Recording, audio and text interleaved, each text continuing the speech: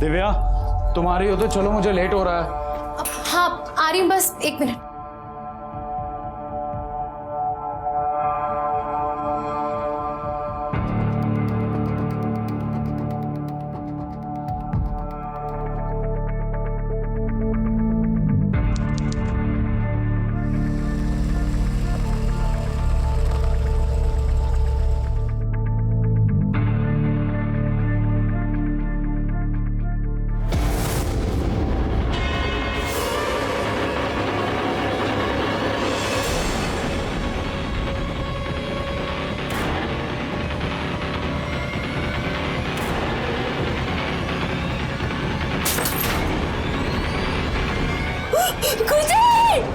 बड़े शहर, बेहतर इंफ्रास्ट्रक्चर, बेहतर सुरक्षा के इंतजाम, लेकिन फिर भी क्राइम शहरों पर हर पल डर के साए की तरह मंडराता रहता है।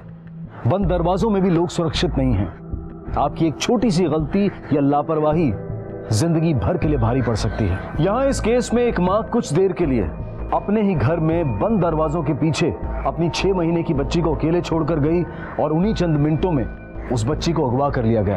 एक मासूम को इस तरह से अपहरण करने के पीछे आखिर अपराधी का मकसद क्या था और वो अपराधी कौन थे?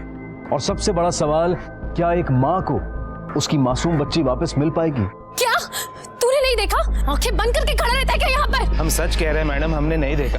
कोई नहीं लेके गया आपकी बच्ची को यहाँ से। इस बिल्डिंग में आने जाने का यही रास्ता है ना? तू भी मेरी बच्ची को लेके गया होगा, वो यहीं से लेके गया होगा। बोल ना, कौन लेके गया मेरी बच्ची को? बोल। क्या हुआ भाभी जी, क्यों शोर बज रही हो? मेरी बच्ची पता नहीं कैसे गायब हो गई। कैसे गायब हो गई? ये यहाँ नौकरी करता है या खड़ों की सोता रहता है यहाँ पर? मैंने आप लोगों से कितनी बार इसके खिलाफ कंप्लेंट की, लेकिन किसी ने भी एक्शन नहीं लिया। अगर मेरी बच्ची को कुछ हुआ ना तो आप देखिएगा बस अब।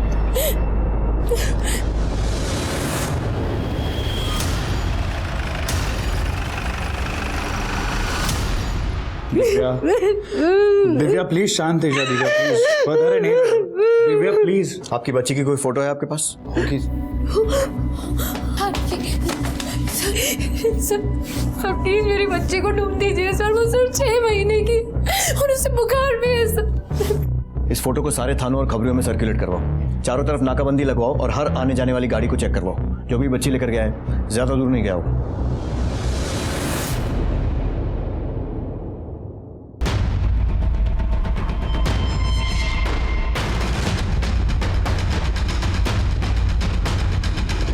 दिव्या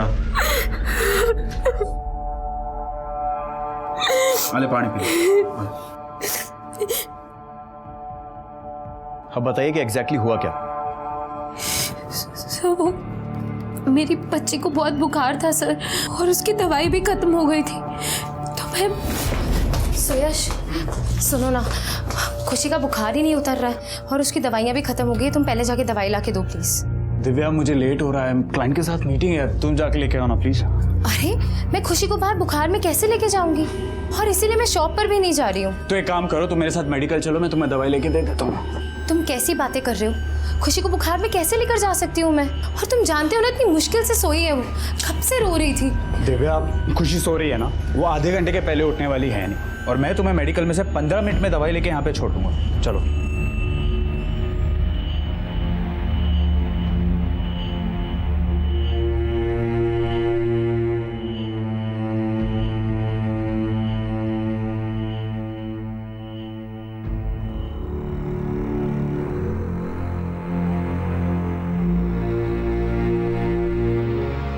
हाँ धर्मेश भाई, हाँ 25 मिनट में पहुंचू छू ना।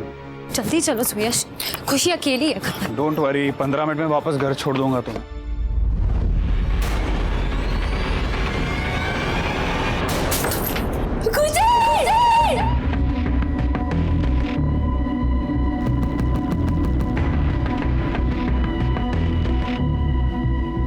आपको केमिस्ट की दुकान से दवाई लाने में 10-15 मिनट लगे होंगे? जी सर। इतने कम टाइम में अलमारी का ताला खोलकर जेवर चुराना और साथ में बच्ची को भी ले जाना, आपने ठीक से चेक किया क्या क्या चोरी हुआ है? देखिए सर, मुझे ये जेवर और पैसे की कोई चिंता नहीं है सर। मुझे बस मेरी बच्ची की चिंता है सर। मेरी बच्ची मुझे ला दीजिए सर। देखिए, जो आपकी बच्ची को लेकर गया है वो जेवर भी लेकर गया है। अगर आपके पास जेवरों की कोई डिटेल है या कोई फोटो है तो वो दीजिए, उसके जरिए भी हम क्रिमिनल्स तक पहुंच सकते हैं। लेकिन एक बात मुझे अभी भी खटक रही है, बाहर के दोनों दरवाजों का ताला खोलना, उसके बाद ये अलमारी का ताला खोलना, अलमारी का ताला खोलकर जेवर चुराना और बच्ची को ले जाना 10-15 मिनट में कैसे पॉसिबल है? नहीं सर, 10 मिनट में इन्होंने मुझे दवाई लेकर छोड़ दिया था, लेकिन मैं बिल्डिंग की तरफ जब तेजी से दौड़ी तो उसके बाद लिफ्ट में ही अटक गई थी।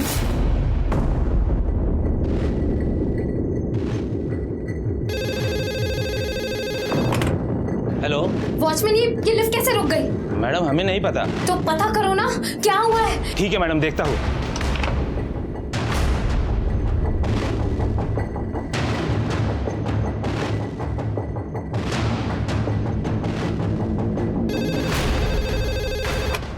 हेलो, कितना टाइम और लगेगा?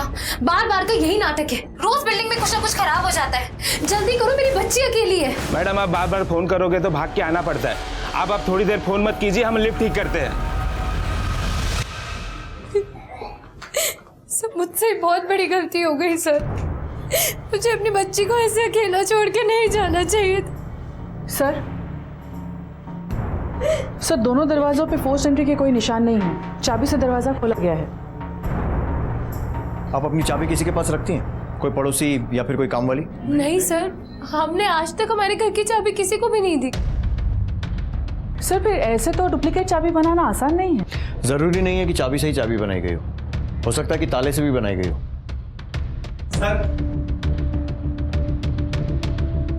सर ये देखिए, मेटल पाउडर है।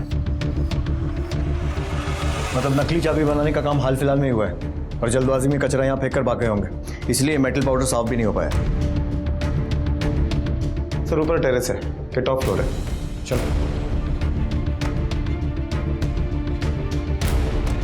आजू बाजूला चेक करा।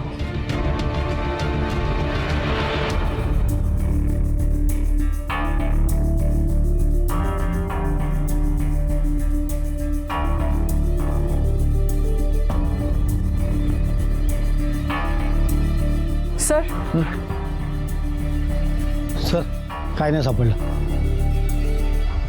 टेरेस का दरवाजा खुला हुआ है, हो सकता है कि जिसने बच्ची को चुराया हो वो यहाँ आकर छुप गया हो, इसीलिए वॉचमैन किसी को देख नहीं पाए और हमारे आने के पहले मौका देखकर भाग गया हो। सर पिछले 9 महीनों में टॉप फ्लोर के ही फ्लैट्स में ऐसी चोरियां हुई हैं और वो सब इसी एरिया में हुई हैं। सर जहाँ जहाँ चोरियां हुई वहाँ पर डुप्लीकेट चाबी का इस्तेमाल किया गया और चोरियां भी उस वक्त हुई जब घर पे कोई नहीं था।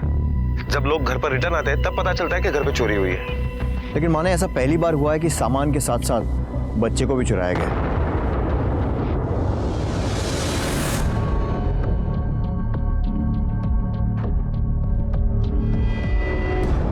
टेरेस का दरवाजा हमेशा खुला रखते हो? हाँ साहब। क्यों? चोरों की मदद करने के लिए? अरे नहीं साहब, हम उनकी मदद काहे को करूँगा। वो केबल वाले, इंटरनेट वाले और आजकल सबका डिस्क भी लगा रहता है ना साहब टेरेस पे, तो बार बार आते हैं, चाबी मांगते हैं, तो साहब इसीलिए खुला छोड़ देता हूँ। और ये लिफ्ट अचानक कैसे खराब हो गई? साहब लिफ्ट के मीटर रूम का फ्यूज उड़ गया था। देख, तेरी बात में अगर जरा सा भी झूठ मिला ना तो थाने ले जाकर तेरा फ्यूज उड़ा दूंगा मैं। साहब हम झूठ काहे को बोलूँगा आपको। दिव्या मैडम के जाने के बाद या उसके पहले किसी अनजान आदमी को तो आते देखा होगा बिल्डिंग में? साहब कुछ समय के लिए हम बाथरूम गया था, तब हुआ होगा, तो मैं बता नहीं सकता।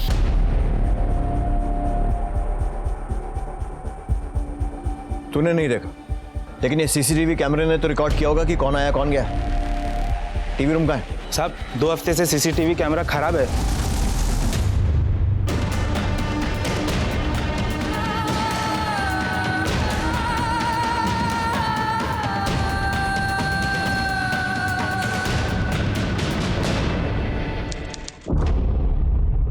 सर हमने आसपास के 41 चाबी बनाने वालों को उठा लिया, उनके साथ पूछताछ की और उनके बयान को क्रॉस चेक भी किया, लेकिन दिव्या की बेटी खुशी के किडनैपिंग में और 7 चोरियों में इनमें से कोई इन्वॉल्व नहीं है। मतलब हो सकता है कि कोई नया चाबी वाला हो। सर इन सभी चोरियों में 2 कॉमन कनेक्शन है। क्या? पहले तो ये कि चोर सिर्फ उसी फ्लैट को टारगेट किया करते थे जिस फ्लैट में सुबह 10 से शाम को 6 बजे तक कोई नहीं रहा करता था, और यहाँ पर भी सुयश और दिव्या ये दोनों जन काम पर जाते थे और जाते वक्त खुशी को बेबी सिटिंग में छोड़ा करते थे।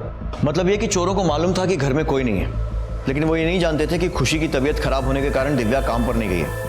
हाँ, लेकिन उस वक्त दवाई लेने के लिए घर से बाहर गई थी और हो सकता है चोर गहने जेवर वगैरह चुराने के लिए आए हों, लेकिन बच्चे को देखकर उठा कर ले गए। दूसरी कौन सी कॉमन बात है? सर जिन 7 जगहों पर चोरी हुई है उसमें से 2 जगहों पर दिव्या के बिल्डिंग का वॉचमैन ब्रिजेश ही काम पर था। और ये 8वीं चोरी हुई है जिसमें तीसरी बार वॉचमैन फिर से ब्रिजेश। ये इतना बड़ा कोइंसिडेंस नहीं हो सकता। माने जरा उठा कर लाओ इस ब्रिजेश को। चलो खड़ा रहे यहाँ पर। बिल्डिंग पर नजर रखता है या वहां रहने वाले लोगों पर? हम समझे नहीं साहब। अच्छा, जिन 8 जगहों पर चोरियां हुई उनमें से 3 जगह तू वॉचमैन था और बाकी जगहों पर तेरे जान पहचान वाले लोग। अब समझ में आया? साहब हमने कुछ नहीं किया हो साहब, हम तो ईमानदारी से दाल रोटी खाने वाला आदमी हो साहब। जेल में भी दाल रोटी मिलती है, वहां की खाएगा या सच बताएगा? तीनों जगहों पर तू ही।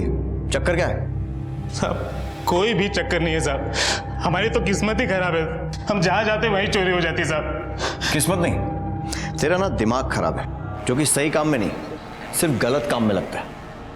देख, एक बात तो पक्की है कि ये चोरियां किसी अकेले आदमी का काम नहीं है, पूरा का पूरा गैंग है। पहले घर की चाबी बनाई जाती है और सीधे दरवाजे से चाबी बनना आसान काम नहीं है, बहुत टाइम लग जाता है।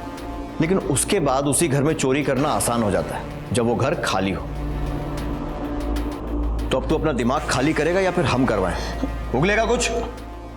बैकवर्ड। सर, टेबल लेकर और डंडा भी लेकर। उल्टा लेटाकर जब तलवों पर फटके पड़ेंगे ना तो सब याद आ जाएगा। हो साहब, लेके आता हूँ। सब रुको ना साहब, सब रुको ना साहब, मार रहा बस साहब। साहब हम सब सच बताते हैं साहब। बोल।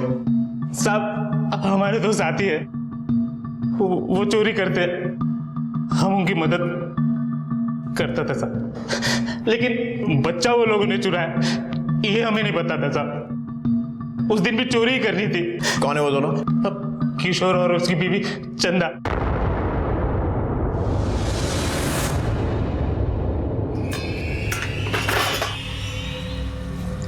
जा रहे हैं हम मैडम। हाँ हाँ ठीक है।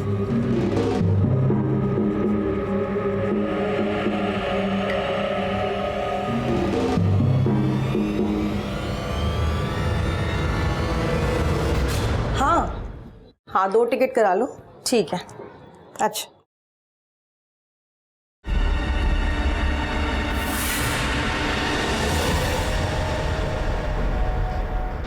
रुक रुक रुक चंदा रुक। मेरा एक आर्टिफिशियल हार था, मिल नहीं रहा है वो। हमको क्या पता मैडम? तुम ही तो आई थी भी काम करने के लिए, उसके बाद नहीं मिल रहा है। थैला दिखा, दिखा तेरा थैला। अरे अरे हाँ दिखा ना। अरे इसमें कुछ नहीं है मैडम। और पता चल जाएगा, रुक जा। अरे छोड़िए, 1 मिनट रुक ना, देख लेते हैं। छोड़िए मेरा थैला। अरे इसमें कुछ नहीं है। ये क्या है? चोरनी कही की? तुझ पे इतना भरोसा किया, काम पे रखा और काम करते करते चोरी कर ली। रुक जा, तुझे मैं पुलिस के हवाले करती हूँ पहले तो। मैडम अब पुलिस को काहे फोन कर रही हैं? आपको आपका हार तो मिल गया है ना, तो पुलिस को फोन मत करिए ना। तो मैं तुझे ना पुलिस के हवाले करके ही छोड़ूंगी। रुक जा। अरे अरे कैसी बात करती है मैडम? 500 रुपये के चक्कर में पुलिस को फोन कर रही हैं? कल ही तो आप बोली थी कि हार किसी को दे देंगी, पुराना हो गया, इसीलिए तो हम उठा लिए। 500 रुपये में कौन सा आपका बहुत बड़ा नुकसान हो गया, बताइए जरा। वाह क्या बात है, एक तो चोरी करती है, ऊपर से बदतमीजी कर रही है। चल अब निकल इस एरिया से, आज के बाद दिखी ना। ठीक है हम जा रहे हैं, और हमारे पास भी ना कोनो काम की कमी नहीं है। अरे हम तो छोटी मोटी चीजें उठाए थे। हाँ, कोई आएगी ना तो पूरा घर साफ कर देगी, तब आपको समझ में आएगा। जा रहे हैं। बदतमीज।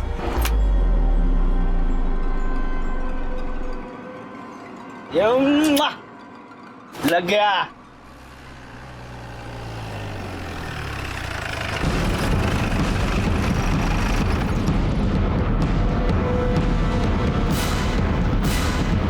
तुम में से किशोर कौन है? अरे छोड़ दो इनको। लेके जाइए साहब इनको, कोई काम धाम नहीं इनके पास। दिन भर इधर ही बैठे ताश खेला करते हैं, एक बच्चा भी नहीं संभाला जा सकता इनसे। लेके जाइए, जेल में ही ठीक रहेंगे ये। बच्चा कहाँ है? तलाशी लो घर की। Okay sir.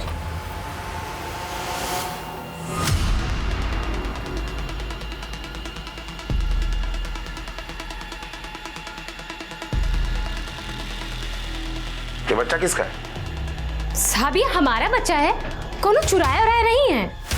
हमें 6 महीने की बच्ची की तलाश है। कहाँ है बच्ची? बोलो।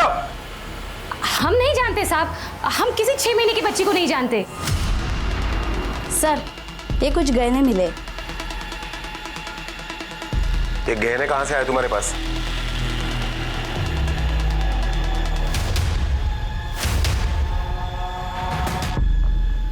सर ये देखिए,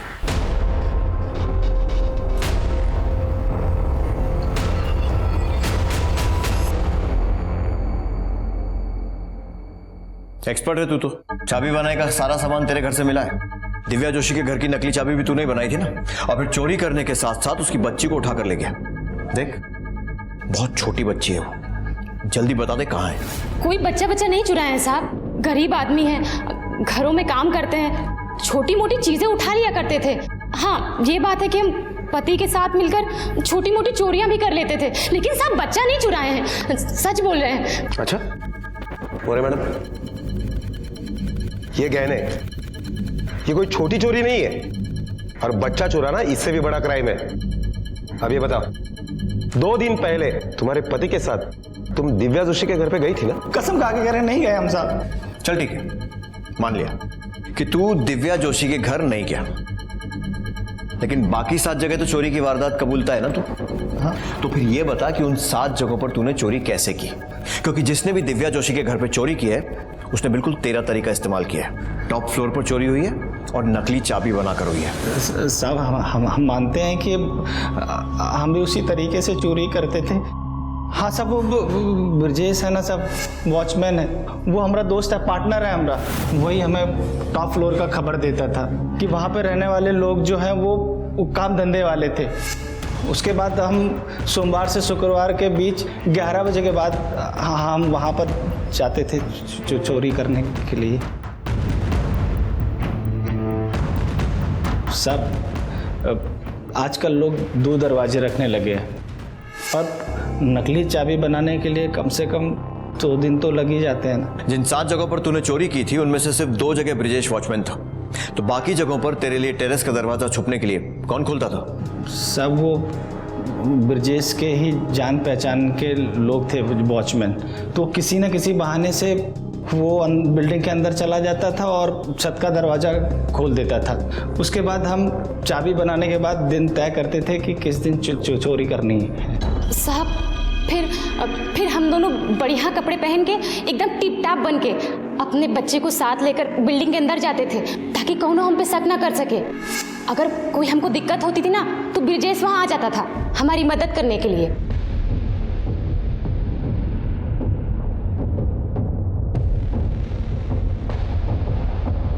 जल्दी फटाफट लपेट लो। अरे बहुत टाइम है हमारे पास, कोनो दिक्कत नहीं है, चलिए चलिए।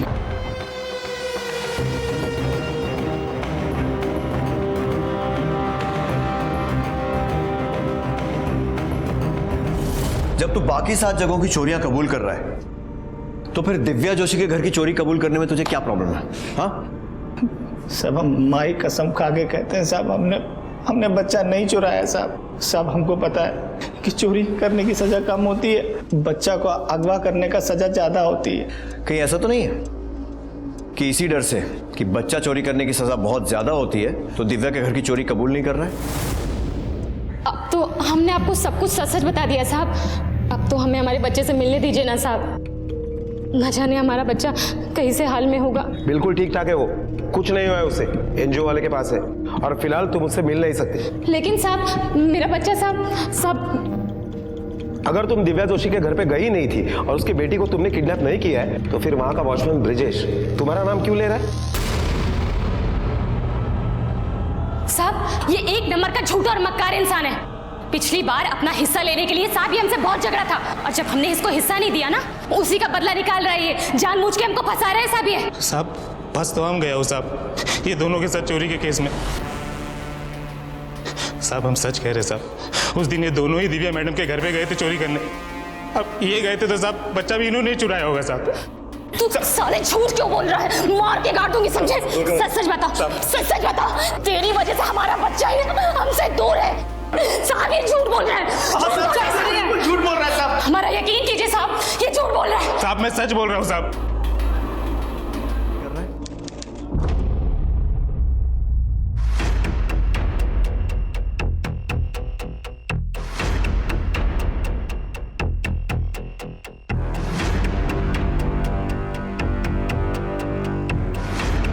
सर, ये जो ज्वेलरी चंदा और किशोर के घर से मिली है, इनमें से एक भी पीस दिव्या जोशी के ज्वेलरी से मैच नहीं करती।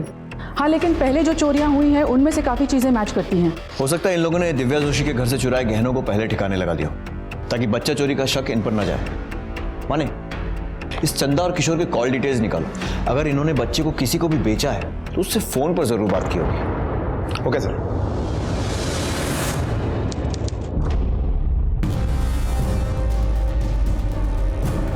Sir, call records.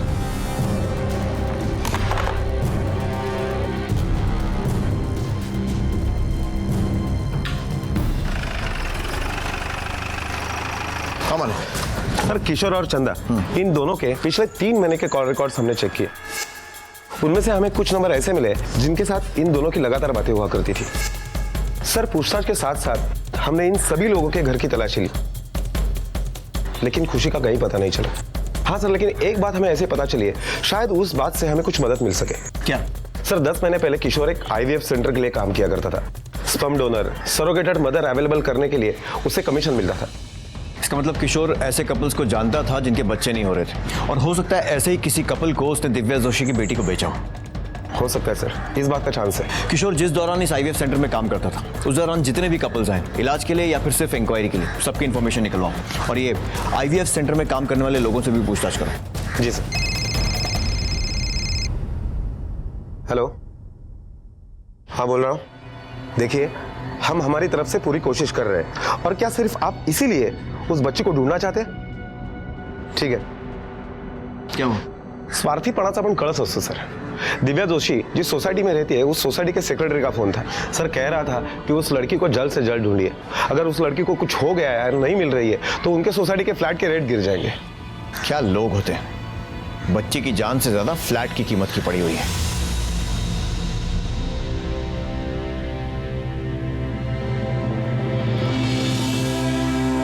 ये मेरी बच्ची है खुशी, 6 महीने की है। छोटे में बच्चे सब एक जैसे ही दिखते हैं, लेकिन इसके गाल पर एक बर्थ मार्क है। क्या हुआ? जो लोग हमारी बेटी को उठा के लेके गए, अगर वो लोगों ने ये वीडियो देख लिया और डर के मारे शायद हमारी बेटी के साथ, मुझे लगता है हमें एक बार पुलिस को इन्फॉर्म करना चाहिए। नहीं, तुम एक काम करो, एक और वीडियो रिकॉर्ड करो, और इस बार जो मैं बोलूंगी ना वो सोशल मीडिया पे डाल देना। अगर आप ये वीडियो देख रहे हैं और अगर आपके पास हमारी बच्ची है, हम वादा करते हैं हम पुलिस में आपके खिलाफ कोई कंप्लेंट नहीं करेंगे, और जो कोई भी हमारी बच्ची हमें वापस लाकर देगा, हम उसे 2 लाख रुपए का इनाम भी देंगे। पुलिस ने मासूम खुशी की तलाश के लिए दिन रात एक कर दिया। IVF सेंटर में काम करने वाले, वहां अपने इलाज के लिए आने वाले सभी लोगों की लिस्ट बनाई गई और उन सभी लोगों से पूछताछ की गई जिन पर शक हुआ, और उनके घर वालों की भी तलाशी ली गई, लेकिन खुशी उनमें से किसी के पास नहीं थी। दिव्या जोशी और उसके पति सुयश ने अपनी बच्ची को ढूंढने के लिए सोशल मीडिया का सहारा लिया, लेकिन बच्चों से जुड़े ऐसे संवेदनशील मामलों में सोशल मीडिया का इस्तेमाल करने से पहले बहुत सावधानी बरतनी चाहिए। पुलिस की सलाह लेनी चाहिए, क्योंकि एक गलत कदम बच्चे को वापस पाने की सारी उम्मीदों को खत्म कर सकता है। दिव्या, 40,000 से ज्यादा लोगों ने हमारा वीडियो देख लिया। तुम्हारा आइडिया काम आ रहा है। इसका मतलब हमारी खुशी मिल जाएगी ना? ऑफ कोर्स मिल जाएगी। देखता हूँ। सर आइए सर। खुशी मिल गई क्या? जी नहीं, अब तक तो नहीं मिली, और आपने हमारी मुश्किलें और बढ़ा दी हैं। क्यों सर? ये जो आप लोगों ने वीडियो बनाया ना, अब ये वायरल हो गया है, और इसे देखकर क्रिमिनल्स और अलर्ट हो जाएंगे, और अगर डर के मारे उन्होंने कोई गलत कदम उठा लिया तो पहले भी ऐसे केसेस हो चुके हैं। आप लोगों को कम से कम हमें तो कॉन्फिडेंस में लेना चाहिए था। I am sorry sir.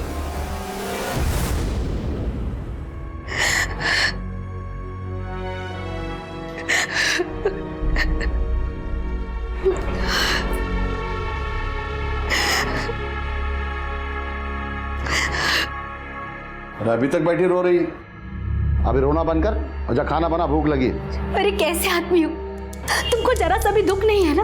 और होगा भी क्यों, उस बच्ची से लगाव जो नहीं था। अरे क्या करते लगाव करके, क्या मिलता ये आंसू? अरे कैसे हो गए हो, तुमको अपने आंसू से भी कोई फर्क नहीं पड़ता है ना? लेकिन देखो, हमको अपनी बच्ची वापस चाहिए। हम उससे दूर नहीं रह सकते। हमारी एक बात कान खोल के सुन लो और समझ लो उसको अच्छे से। ना वो तुम्हारी बच्ची हो ना तुम उसकी माँ हो। तुम तीनों में से किसी एक की सजा कम हो सकती है। साहब वो कैसे साहब? तुम में से जो हमें सच बताएगा उसके लिए हम कोशिश करेंगे कि उसकी सजा कम करवा दें, नहीं तो बच्चा चुराने के जुर्म में तुम तीनों लंबा अंदर जाओगे। साहब हम सच्ची तो बोल रहे हैं, ये दोनों ने तो बच्चा चुराया साहब। ये ब्रिजेश कहाँ पकड़ रहे हो तुम्हें? काहे फंसा रहे हो हम लोगों को? साहब, हमें हमारे बच्चे से मिलवा दो साहब। बच्चे से मिलना है तो सच बोलो। साहब, हम चुराए बच्चा साहब। ये चंदा कहाँ पकड़ रही हो तुम? हम चुराए साहब। कहाँ पकड़ रही हो तुम? कहाँ है दिव्या जोशी की बेटी? किसको बेचा उसे? सब हम बच्चा नहीं चुराए हैं साहब। सब हमको समझ में नहीं आ रहा है ये झूठ काहे बोल रही है। अरे चंदा तुम काहे झूठ बोल रही हो? चुप रहिए आप। साहब, आप मेरी बात सुनिए। बच्चा हमने चुराया है और वो कहाँ है ये हम आपको तभी बताएंगे जब आप हमें हमारे बच्चे से मिलवा दोगे। सब आप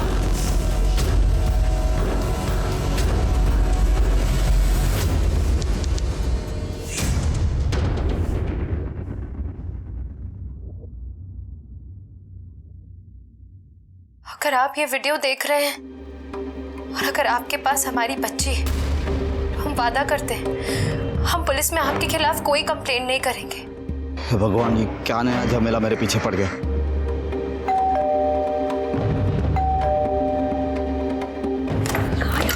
वीडियो बग तू पूरी सुनाओ। खुशी है, इसके माँ ने एक वीडियो वायरल किया है जिसमें उसने अपील की है कि उसकी बच्ची को वापस लाके दे। ये देखो, ये वीडियो हर एक सोशल मीडिया पे जा रहा है। अगर आप ये वीडियो देख रहे हैं और अगर आपके पास हमारी बच्ची है, तो हम वादा करते हैं हम पुलिस में आपके खिलाफ कोई कंप्लेंट नहीं करेंगे। लेकिन हम तो इस बच्ची को कहीं बाहर लेकर गए ही नहीं, और हम दोनों के अलावा ये हमारे पास है किसी को नहीं पता। तो वेट लगने का कितने दिन ऐसे घर पे रखेंगे उसको? हाँ, अहो ऐका ना, एक काम करो, हमने जिस आदमी से ये बच्ची खरीदी थी ना, उसको बोलो यहाँ पे आए और इस बच्ची को लेके चला जाए और हमारे पैसे भी वापस दे दे। हाँ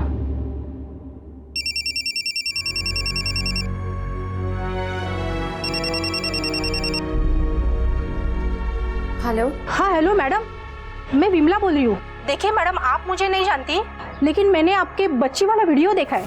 हाँ, बोलिए, क्या जानते हैं आप मेरी बच्ची के बारे में? जी, आपने जैसी बच्ची का फोटो जो वीडियो में दिखाया है ना, वैसी बच्ची मैंने देखी है। कहाँ देखी थी? बोलिए। क्या हुआ? किसका फोन है? कोई औरत का फोन है, उसने हमारी खुशी को देखा। आप एड्रेस बताइए ना, हम वहीं आते हैं। जी, आप मेरा एड्रेस लिख लो।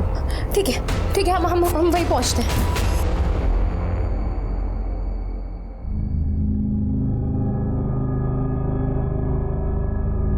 बाबू, मेरा बच्चा,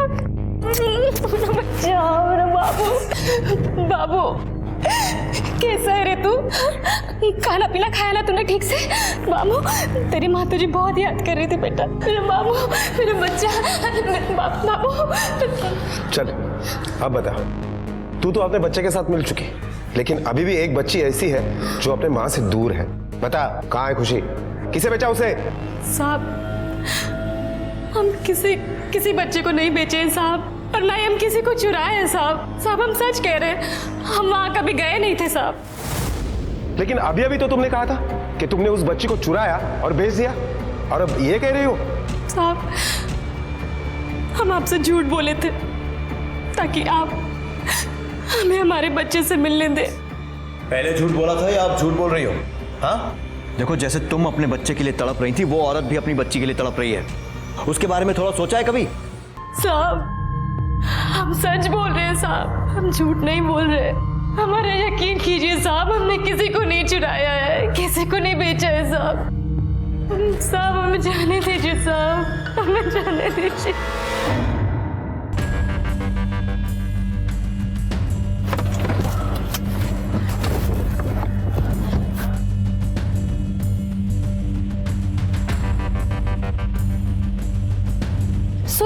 सुयश, उस तरफ। मैंने ही फोन किया था आपको। आपने कहा था ना कि आपने हमारी बच्ची को देखा है। बताइए ना, हमारी बच्ची कहाँ है? पहले मुझे कुछ पैसे दीजिए, फिर मैं बताऊंगी। अरे लेकिन देखिए, आप हमारे साथ चलिए, उसके बाद आप जितने पैसे कहेंगे ना उतने पैसे दे देंगे आप। नहीं, मैं नहीं आ सकती वहाँ। क्यों? ये सब सवाल करने का टाइम नहीं है अभी। आप मुझे पहले 50,000 रुपया दीजिए, फिर मैं आपको उनका नहीं, लेकिन अब तुम दो नहीं पैसे, पैसे दो इन्हें, दो ना, मैं कह रही हूँ पैसे दो।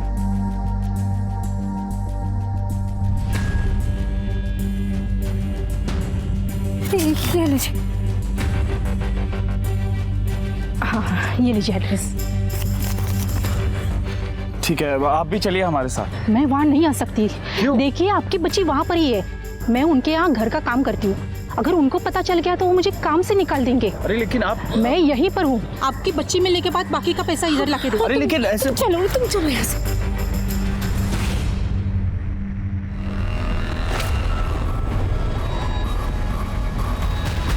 सुयश, यही बिल्डिंग है। चलो।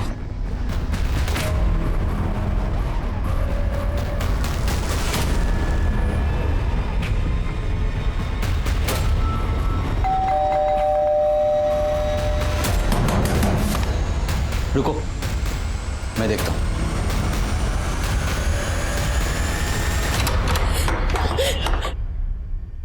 मेरी बच्ची, खुशी, हमारी बेटी खुशी, खुशी, मेरी बच्ची कहाँ है? मेरी बच्ची। सुनिए, आप हो कौन और ऐसे ही कहाँ घुसे जा रहे हो? मेरी बेटी खुशी यहाँ पे। यहाँ पे? अरे हम लोग का एड्रेस दिया है यहाँ का। मेरी बच्ची। अरे आप अंदर कहाँ जा रही हो? मेरी बच्ची को ला दो प्लीज, मेरी बच्ची है, ये मैं जानती हूँ। ओंकार, ये तो वही है ना जिन्होंने अपनी बच्ची के लिए वीडियो निकाला है? हम वही हैं। और मैंने उस वीडियो में कहा भी था कि जिनके पास भी मेरे बच्चे होगी मैं उसके खिलाफ कोई कंप्लेंट नहीं करूंगी। प्लीज मुझे मेरे बच्चे दे दो। ये देखो, आपकी बच्ची यहाँ पे नहीं है, चाहे तो आप घर की तलाशी लो। हाँ, देखिए, सच में आपकी बच्ची हमारे पास नहीं है। क्या? शायद किसी ने आपको गलत इंफॉर्मेशन दी है।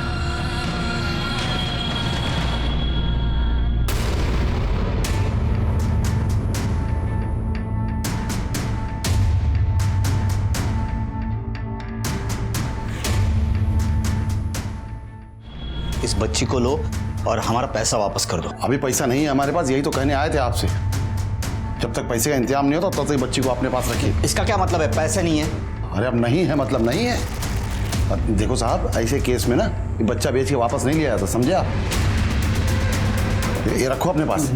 जगत भाई, हम संभाल नहीं पा रहे हैं इस बच्ची को, आप लेके जाओ। और वो पैसा? पैसे बाद में दे देना। हमारे हाथों से दोनों चीजें भी चली गई, बच्ची भी और पैसे भी। आता तो काय आपल्याला पैसे नाही देणार आहे? नाही दिलेत ना तरी चालतील। इस बच्ची के चक्कर में लंबे अंदर चले जाते, समझे तू?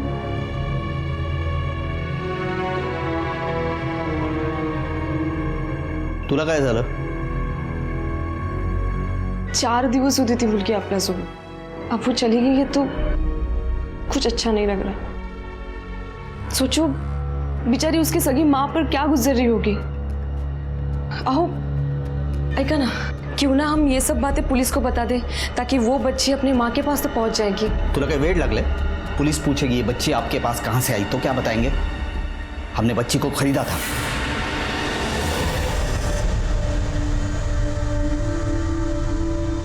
सुयश जी, सोशल मीडिया के कुछ नुकसान भी होते हैं। वो औरत आप दोनों को बेवकूफ बना गई।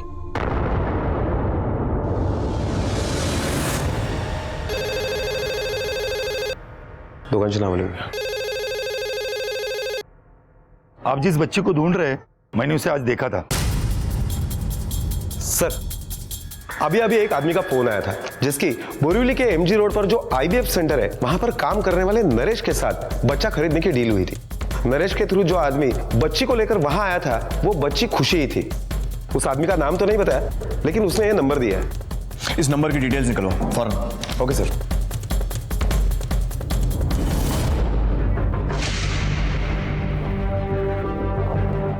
बच्ची कहाँ है? अब वो लोग बच्ची देने से मना कर दिए हैं। आप उनसे बोल देना कि बच्ची हमें वापस चाहिए। बहुत समझाए पर वो तैयार ही नहीं हो रहे। सच? हाँ।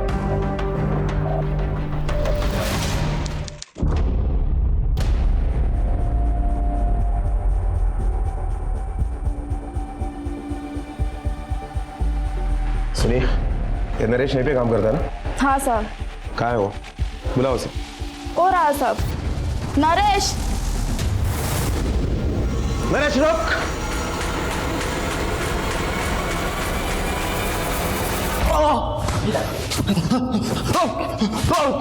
कहाँ है वो लड़की? कहाँ है वो बच्ची? मैं सच बोल रहा हूँ, मेरे को नहीं मालूम साहब। नहीं मालूम? नहीं मालूम, नहीं मालूम? ऐसे नहीं बोलेगा तू। हाँ? डंडा ला, ला डंडा। साहब मैं सच बोल रहा हूँ साहब। वो जगत लेके आया था वो बच्ची को। कहाँ रहता है ये जगत? मेरे को नहीं मालूम साहब वो जगत कहाँ रहता है। सर, उस आदमी ने जो दूसरा नंबर हमें दिया था, वो नंबर नरेश के अलावा चंदा, किशोर और ब्रिजेश, इन तीनों के कांटेक्ट में था। तुम तीनों में से जगत को कौन जानता है? साहब, जगत तो ब्रिजेश का जीजा है। हाँ साहब, तो ब्रिजेश ने तकरीबन 2 महीना पहले उसे हमारे पास भेजा था चाबी बनाना सीखने के लिए। अरे ये क्या बोल रहे हो तुम? हम सही बोल रहे हैं साहब, ये दोनों मिलकर फिर से हमको फंसाने की नहीं कोशिश कर साहब, हम नहीं फंसा रहे। तुम काहे झूठ मत बोलो? देखो तुमने भेजा था हमारे साहब, पास। हम ऐसे किसी आदमी को नहीं जानते।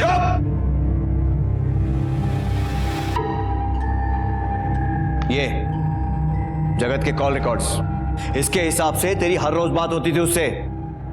साहब, हमको कुछ भी नहीं पता। हमारी बात सीधे सीधे जगत का एड्रेस बता।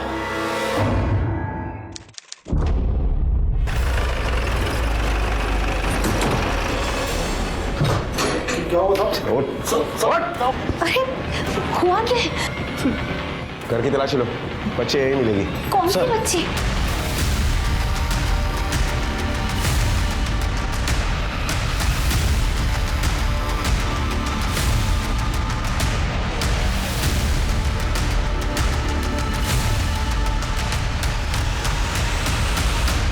सर, बच्ची यहाँ नहीं है। सर, बच्ची तो नहीं मिली, लेकिन ये कुछ गहने मिले।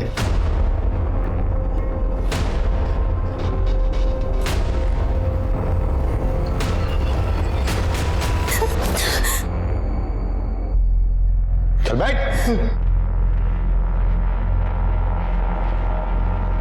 तेरे साले ने हमें सब कुछ सच सच बता दिया। अब तू भी अपना गुनाह कबूल कर ले, नहीं तो तुम दोनों जीजा सालों की ऐसी हालत करूंगा ना। बोलो। साहब, हम ही किए ये सब।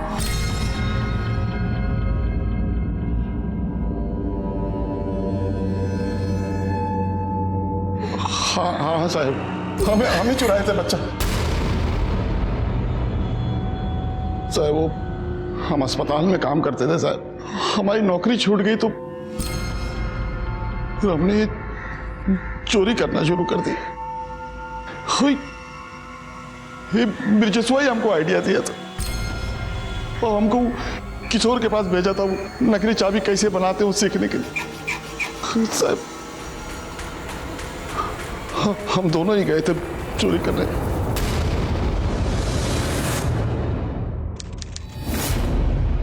जल्दी चलो सुयश, खुशी अकेली है। डोंट वरी, 15 मिनट में वापस घर छोड़ दूंगा तुम्हें।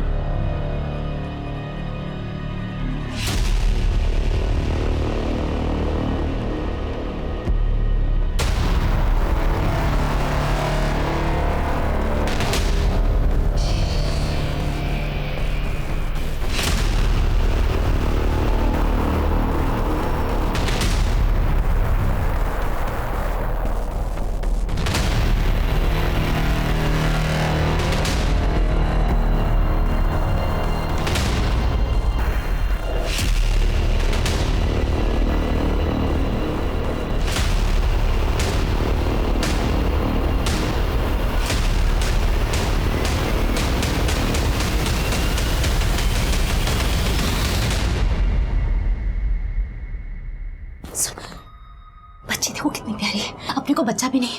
अगर इसे साथ में लेके जाए तो? नहीं, जो काम करना है वो कर पहले। चल।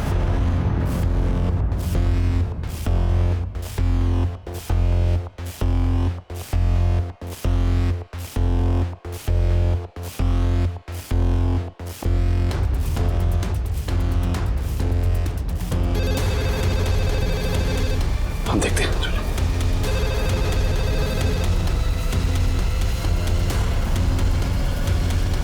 जल्दी अपना काम करके निकलो, मलकिन वापस आ गई है। हम उसको लिफ्ट में अटका रहा हूँ। अच्छा ठीक है। हम अस्पताल में वार्ड बॉय का काम करते थे। नरेश से हमारी जान पहचान थी। वो एक IVF सेंटर में काम करता था। बहुत बार हमसे बोला कि कोई बच्चा है तो हमको बताना, हमारे पास ग्राहक है। हम उसकी मदद से वो मनोज कुलकर्णी को वो बच्ची बेच दिए। तो बच्ची उसके पास है अभी? नहीं साहब, बच्ची उसके पास नहीं है। वो बच्ची हमको वापस दे दिए। तो फिर हम वो प्रकाश जी को देने के लिए गए, पर उन्होंने लेने से मना कर दिया। तो बच्ची अभी है कहाँ? बताना, कहाँ है बच्ची? कहाँ है? साहब हम बहुत डर गए थे साहब, तो हम बच्ची को लिंक रोड पे कचरा पेटी हम उसमें छोड़ दिए ले जाके।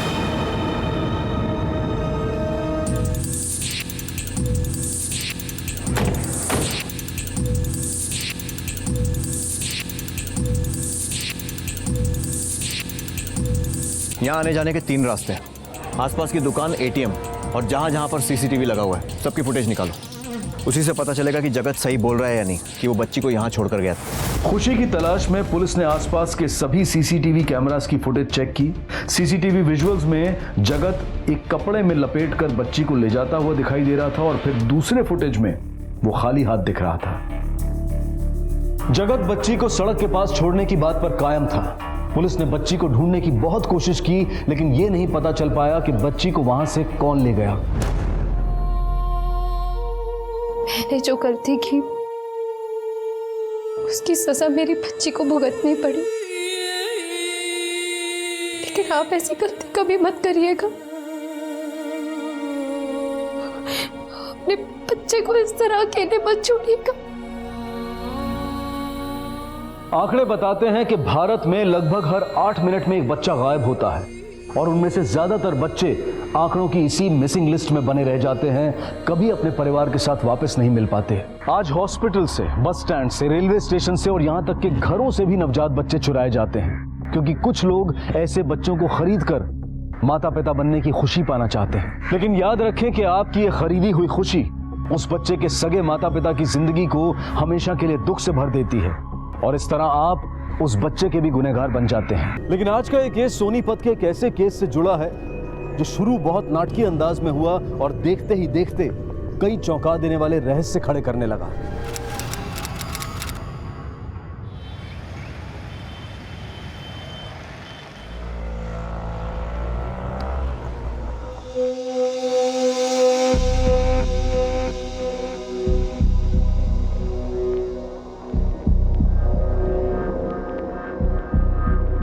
खेड़ा साहब। कैलाश बसरा जी, अब फिर आ गए? अब क्या बात हो गई? खेड़ा साहब, वो कल्याणपुर मार्केट से हमारी गाड़ी चोरी हो गई और हमें लगता है ये उसी आदमी का काम है जो कई दिनों से हमारा पीछा कर रहा है।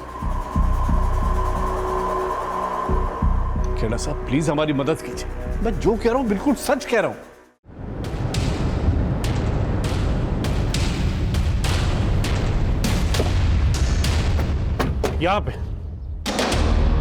यहां पे हमने गाड़ी खरीदी और यहाँ पास भी गए, आके देखा तो गाड़ी गायब। पता नहीं क्या हो रहा है हमारे साथ, सब जगह देख लिया। अच्छा बसरा जी, हाँ आपकी गाड़ी गोल्डन कलर की है ना? हाँ HR XX107M जी, हो रही है आपकी गाड़ी।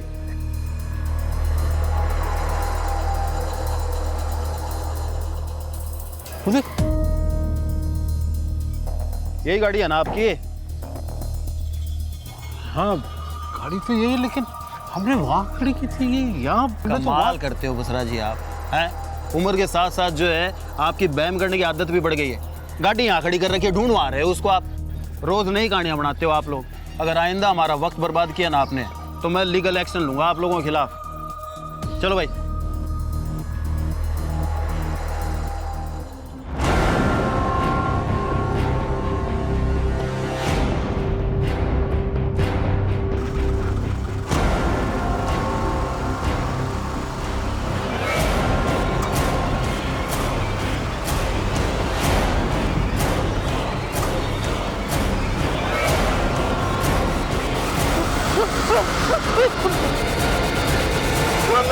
रितेश! क्या हुआ?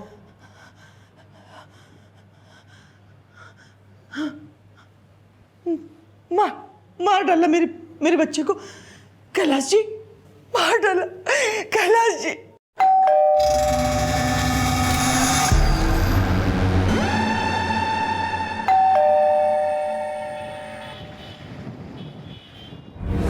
हाँ कैलाश जी, तो बोलिए क्यों मिलना चाहते थे आप मुझसे?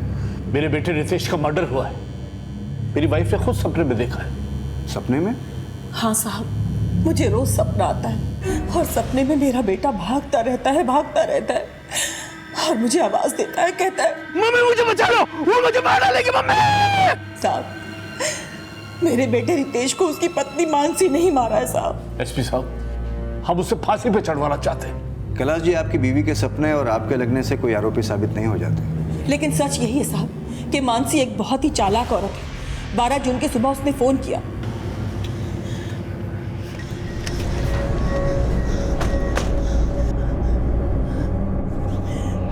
मानसी सबके सामने कहानी तो यही बना ली थी कि रितेश की मौत नेचुरल है, उसे हार्ट अटैक आया था।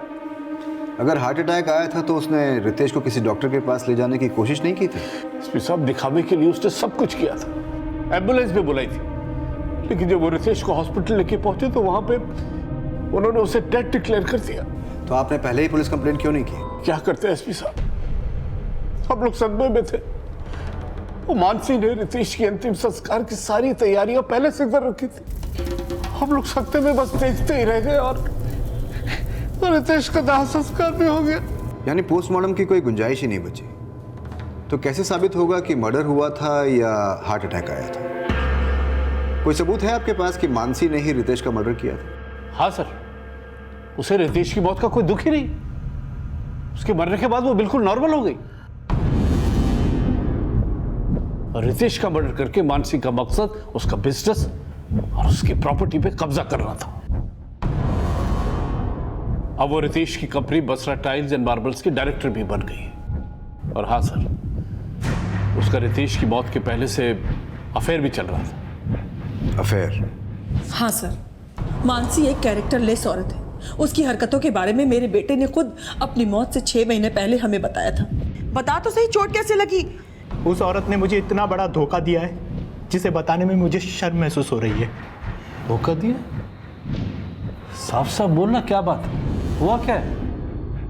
पापा, उसका अफेयर चल रहा है। सानिया और मोंटी की खातिर मैं उसे सुधरने का मौका दे रहा हूं, लेकिन वो है कि जब अफेयर नहीं है तो मिलने क्यों जाती उससे? मैं कुछ भी करूं, तुमको उससे क्या? देखो अभी तुम्हारा बहुत हो गया। हाँ, इधर बात करो मुझसे, जवाब दो। दोबारा मेरे अफेयर की बात की ना तो मैं सुसाइड कर लूंगी। और हाँ, मरूंगी नहीं, होश में आते बोलूंगी कि तुम्हारी वजह से मैंने सुसाइड किया, तुमने मुझे मजबूर किया था। आप इतना कुछ जानते थे, फिर भी आपने रितेश की मौत के बाद कोई एक्शन नहीं लिया। यही तो गलती की सर। उस औरत के नाटक ने हमें ये सोचने पे मजबूर कर दिया कि रितेश का शक उसकी गलतफहमी है, लेकिन हम लोग गलत थे। रितेश का शक एकदम सही था और हमने उस औरत से इनडायरेक्टली पूछने की कोशिश भी की। बहू जी पापा। मुझे तुमसे एक बात पूछनी थी। हाँ जी, पूछिए। बेटा, ये रितेश को अचानक हार्ट अटैक आया। एक्चुअली वो कुछ मेडिसिन लेते थे। कैसी मेडिसिन? शायद हार्ट प्रॉब्लम से रिलेटेड मेडिसिन लेते थे। हम लोग सोनीपत के हर क्लिनिक में गए, लेकिन कहीं से पता नहीं चला कि रितेश किसी डॉक्टर से कंसल्ट कर रहा है। और 2 महीने पहले हम लोग सोनीपत पुलिस स्टेशन में भी गए। वहां पे इंस्पेक्टर खेड़ा को हमने सब कुछ बताया, लेकिन वो बोले कि देखिए, आपके लड़के का अंतिम संस्कार हो चुका है, इसलिए अब हम कुछ नहीं कर सकते। लेकिन हमने हार नहीं मानी एसपी साहब। मानसी के खिलाफ सबूत और गवाह इकट्ठे करने के लिए हम सोनीपत के हर मेडिकल स्टोर में गए, ये पता लगाने कि रितेश उनसे हार्ट की बीमारी की कोई दवाई लेता था क्या। तभी हमें लगा कि कोई हमारा पीछा कर रहा है।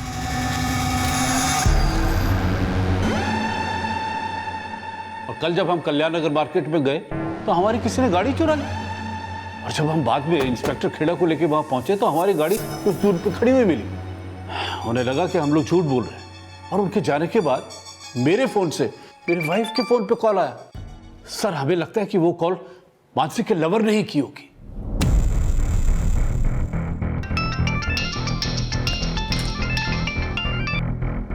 हेलो, मानसी बसरा बोल रही हैं? हाँ जी, बोल रही हूँ। आप कौन? एसपी धर्म यादव, आपसे मिलना है।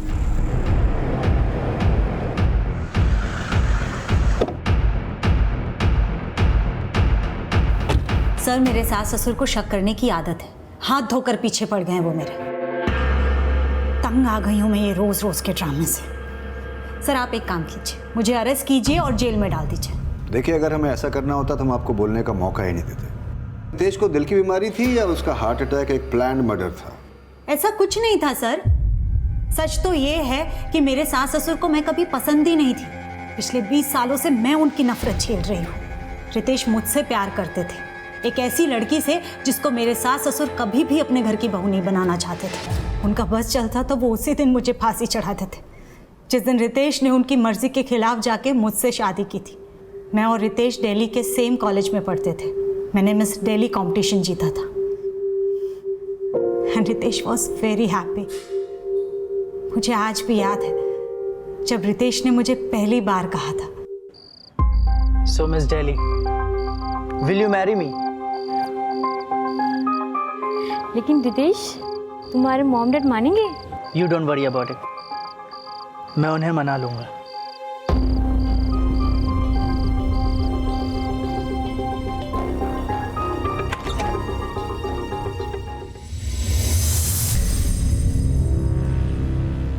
बेटे की जिद के आगे वो झुक तो गए, लेकिन कभी वो मुझे दिल से अपना ही नहीं पाए।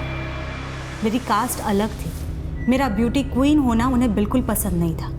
वो कभी मेरे पहनावे को लेके टोकते तो कभी मेरी सोच को। मैंने अपने सपने, अपने एम्बिशंस को भी छोड़ दिया था उनकी खुशी के लिए, लेकिन फिर भी वो मुझे दिल से अपना नहीं पाए। यहाँ तक कि मुझे और रितेश को अलग करने के लिए उन्होंने हमारे बीच मिसअंडरस्टैंडिंग क्रिएट करने की कोशिश की, लेकिन रितेश ने हमेशा मुझे सपोर्ट किया और शादी के कुछ टाइम बाद ही उन्होंने मुझे अपने टाइल्स बिजनेस में भी इन्वॉल्व कर लिया।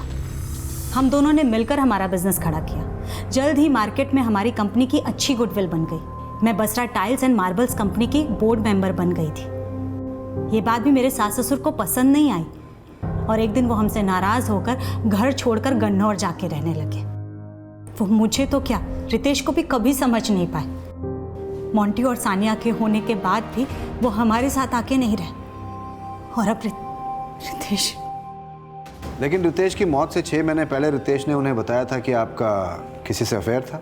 मानसी एक कैरेक्टरलेस औरत है। उसकी हरकतों के बारे में मेरे बेटे ने खुद अपनी मौत से 6 महीने पहले हमें बताया था।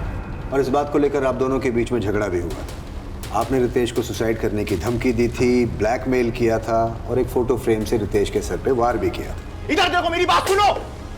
ये सब और सर ऐसा कुछ नहीं हुआ था, मेरा कोई अफेयर नहीं है। सर हमारी बिजनेस को लेकर के एक मामूली सी आर्ग्यूमेंट हुई थी और उसी में रितेश को चोट लग गई थी। रितेश मुझसे बात तो करो, अगर डील मैंने कर ली तो प्रॉब्लम क्या हो गई? डील कर ली, मुझसे पूछा भी नहीं, मुझे बताया भी नहीं। अरे बाबा मैंने तुम्हें कॉल किया था लेकिन तुम्हारा नंबर स्विच ऑफ आ रहा था। स्विच ऑफ आ रहा था तो तुम दोबारा कॉल कर सकती थी। अरे मैंने तुम्हें सर, मेरे सास ससुर ये सब मनगढ़ंत कहानी बनाकर, बात का बतंगड़ बनाकर आपको बता रहे हैं। और आपके सास ससुर बोल रहे हैं कि आपको रितेश की मौत का जरा भी दुख नहीं है। रितेश की मौत के बाद उसका जमीन, जायदाद, बिजनेस सब आपने हथिया लिया और आप उसके बिजनेस को बहुत खुशी खुशी संभाल रही है। सर मेरा दुख मैं जानती हूँ। मेरे बच्चों के फ्यूचर के लिए अपना दुख भूलकर मैं काम में बिजी हो गई हूँ। इसका मतलब ये नहीं है कि मुझे रितेश की मौत से फर्क नहीं पड़ा है। पर रितेश के पेरेंट्स का कहना है कि आपने 12 जून की सुबह रितेश का मर्डर किया था। सर 12 जून की सुबह तो मैं सो रही थी और अचानक से लैंप गिरने की आवाज से मैं उठी। रितेश? सर रितेश को हार्ट अटैक ही आया था। हार्ट अटैक आया था या हार्ट अटैक दिया गया था? दिया गया था मतलब? सच क्या है शायद आप अच्छी तरह जानती हैं और अब ये सच आपके सास ससुर भी अच्छी तरह जान चुके हैं। सर हमें लगता है कि वो कॉल मानसी के लवर ने ही की होगी और उसके साथ मिलकर ही उसने हमारे बेटे को मारा होगा। और ये राज हमें कल रात ही पता चल गया। कल रात? ऐसा क्या पता चल गया आपको? सर कल रात एक मेडिकल स्टोर का मालिक मनोज हमसे हमारे घर मिलने आया था। उस मेडिकल स्टोर वाले ने उन्हें बताया कि आप किसी आदमी के साथ उसके मेडिकल स्टोर पर गई थी वो स्टेरॉइड लेने के लिए, जिसके ओवरडोज से किसी को भी हार्ट अटैक आ सकता है। नहीं सर, ये सब झूठ है। मेरे सास ससुर मुझे फंसाने के हथकंडे अपना रहे हैं और उन्होंने ही उस मेडिकल स्टोर वाले को झूठ बोलने के पैसे दिए होंगे। वो मुझे जेल भेजकर रितेश की प्रॉपर्टी और बिजनेस पर कब्जा करना चाहते हैं और उन्होंने अपनी नीयत मुझे पहले ही दिखा दी थी। मानसी? जी पापा। बेटा रितेश ने अपना बिजनेस शुरू करने के लिए मुझसे 50 लाख रुपए उधार लिया था। अब वो तो रहा नहीं, सोच रहा हूँ बिजनेस मैं टेक ओवर कर लूँ। जब मोटी 18 साल लेकिन पापा, उन्होंने तो कभी मुझसे ऐसा नहीं कहा कि उन्होंने आपसे कुछ पैसे लिए हैं। तो मैं क्या झूठ बोल रहा हूँ? नहीं पापा, मेरा कहने का वो मतलब नहीं था। मैं बिजनेस संभाल रही हूँ और आपको इनके बिजनेस की कोई तुम क्या संभाल रही हो मुझे अच्छी तरह पता है। तुम अपने बच्चों को संभालो, बिजनेस मैं देखूंगा।